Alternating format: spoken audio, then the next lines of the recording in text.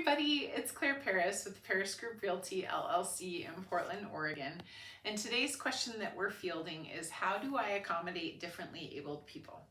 Now, I know this sounds absurd, but why don't you ask them first what they want? It depends on the person and what their needs are. And of course, by the way, this is law, but you also should just ask, because it's good communication skills to ask what someone needs and then do your best to accommodate. Now, of course, what you think of when you think of accommodations is an accessibility ramp up to the front door. And that's a relatively easy thing to do.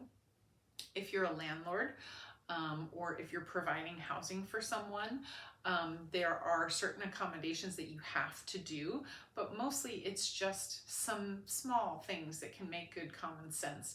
I mean, my father, when he was dying from cancer, we put grab bars in the bathroom, and it was like an afternoon project. No big deal, but it makes a big difference in somebody's life.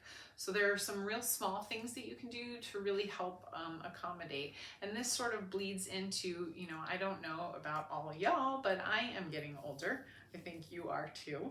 And as our generation ages, we are going to need some accommodation to try and live in our homes for as long as possible. And so it just kind of feeds on itself. So the more you can learn about it and how you can do it and how easy it is, the better informed you'll be and the better able to deal with the things that life throws you. So we'll see you next week on our Dear Claire, and I hope that you'll find this informative, and we'll see you soon.